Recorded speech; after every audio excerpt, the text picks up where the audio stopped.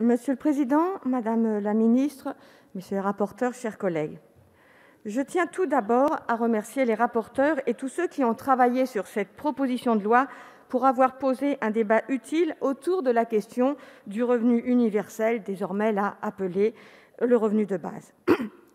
Au nom du groupe UDI et indépendants, je tiens à saluer le travail très important mené pour présenter un texte aussi documenté et complet. La situation de précarité dans laquelle se trouvent nombre de nos concitoyens nous inquiète au plus haut point, ceci d'autant que, comme chacun le sait, les inégalités se sont profondément accrues à cause de la crise sanitaire. La perte d'un emploi constitue bien plus que la simple perte de revenus. C'est l'abandon de ses projets, c'est une profonde remise en cause de soi-même. Et là où notre groupe vous rejoint, c'est qu'il incombe à l'État d'accompagner toutes ces personnes qui tombent dans la précarité, qui sont les victimes économiques de la crise sanitaire. En revanche, là où nous avons une divergence de fond, c'est que nous ne serons jamais convaincus que le versement d'une aide monétaire puisse remplacer la perspective d'un emploi. Pour nous, la misère ne se résume pas à des difficultés financières. Distribuer de l'argent à ceux de nos concitoyens les plus pauvres ne les fera pas sortir de la misère.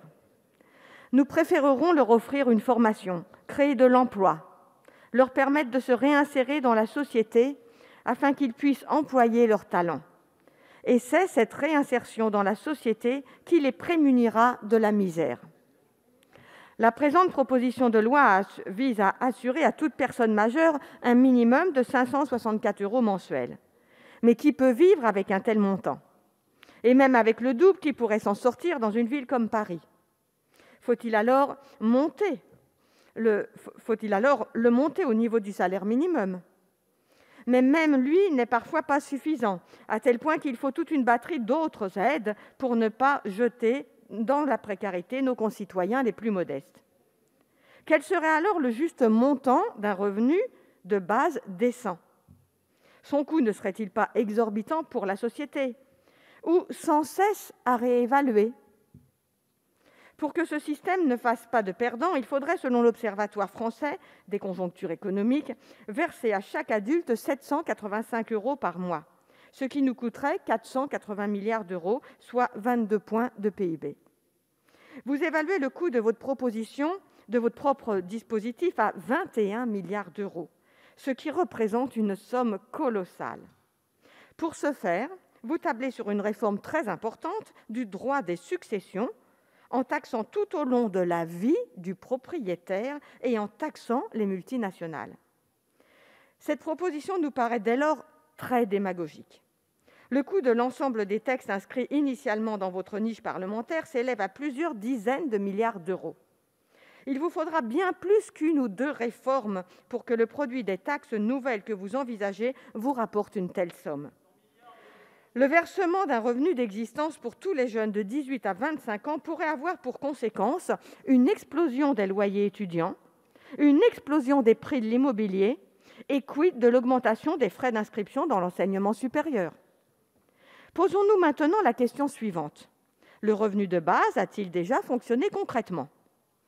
Il se trouve que le gouvernement finlandais a justement mis en place une expérimentation pendant une année sur un groupe de 2000 chômeurs sélectionnés aléatoirement.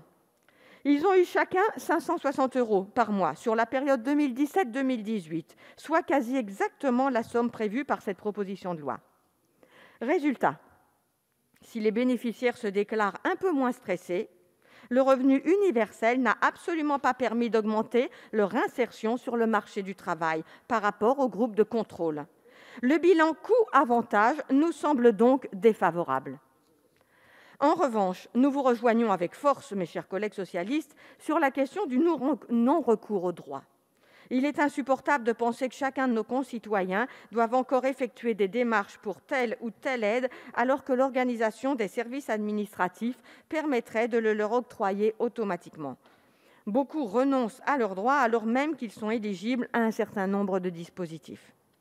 En raison de l'argumentation avancée, les députés du groupe UDI et indépendants voteront contre ce texte. Je vous remercie.